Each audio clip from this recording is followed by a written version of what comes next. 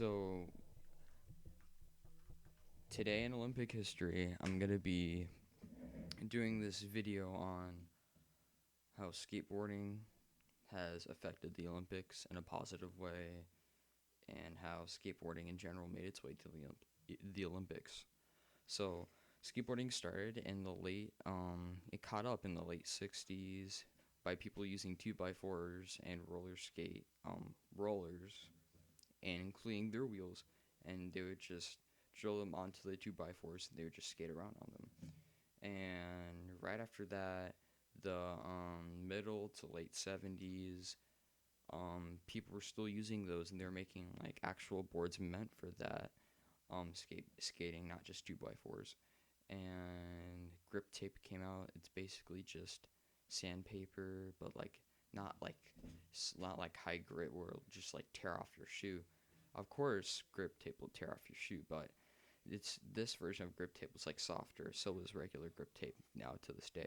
So they used grip tape on that, and then during that time, that's when the first ever polyurethane wheels came out, and people went nuts over that because you wouldn't get flat spots and it would hold up longer. And there was a durometer meter that they measured the hardness by. Like the softest would be 50; those are cruiser wheels, and the hardest would be 100. And they would usually go around 50 because that's like as technologically advanced they could do at that time. And then after that, they would. Oh my gosh, I'm trying to think right now off the bat. I should have wrote this down. Right after that, yeah, the 80s, mid 80s, skateboarding became pretty popular. There was usually kids that were riding skateboards, but they had decks that were really, really wide, about 9 inches. Keep in mind, these people are kids.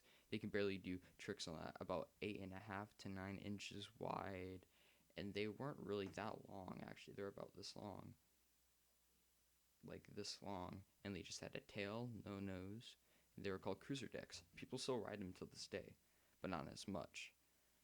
It's kind of uncommon, but people still do ride them. And that's when Tony Stark, sorry, Tony, Tony Hawk, yeah. When Tony Hawk started to spring up as a kid, won championships using those kind of decks and, using those polyurethane wheels. And that started up like skateboarding a lot. Like late 80s, it stopped. It became pretty unpopular and no one really liked skating anymore. Until right before the mid 90s, around 1993 or 1992, they released the popsicle deck. The popsicle deck shot off skateboarding from being unpopular to ridiculously popular. People could skate street. They would skate on the street. They can do more tricks, more advanced tricks, and they overall just loved them more than cruisers. And they made the wheels from being thick, if you're looking at it from like a straight point of view, from being thick to being smaller, shorter, but like having a higher durometer, so they were harder. About at that time, people skated usually 95 durometer, which means they're pretty hard. Not completely hard, but they're really hard. They would do sliding tricks, kick flips, everything with them, and they were really advanced. But then after that, early 2000s skateboarding kind of a little bit went down, I guess. Then it started to come up and out. It was just like something you could do in your spare time. It wasn't really like hugely important to people, but it was. Then 2010s to present, it's building a cult following for certain skaters, and people get inspired and they love it so much to the point where it's in the Olympics.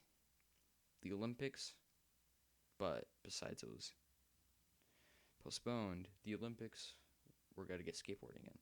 They got skateboarding in the Olympics finally. That's big for certain people. Certain people love it, love skateboarding so much, and they have pro skaters and everything. Nyjah Houston, Mowgli, I think, is going to be in it. but definitely Najee Houston and Andy Anderson. Those are going to be the two main skaters that are my personal favorites that are going to be in the Olympics for street and freestyle. Both of them, they could both do it, but they both have their individual certain things. So can't believe that's honestly happening because they've been trying to do it, get skateboarding in the Olympics for a while. Um, but now since it's been postponed, people inside quarantine, those pro skaters, all of them, are still practicing.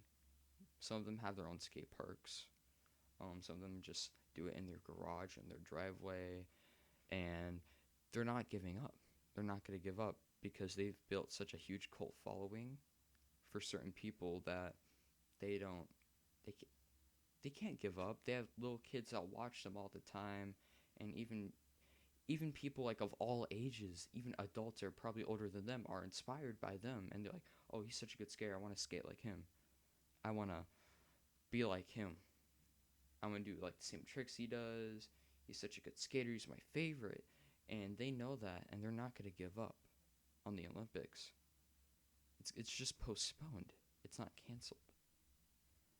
So they're still training, they're still skating, they're still practicing, still until the Olympics are coming up. Of course, they're not skating every day. Maybe some of them are, but you might take like a day or two for a break. Then they're just gonna keep skating, because it's built such a big following for multiple people of all ages and people coming from all backgrounds, from everything. Finally got this sport in the Olympics, and people will be earning gold medals for this.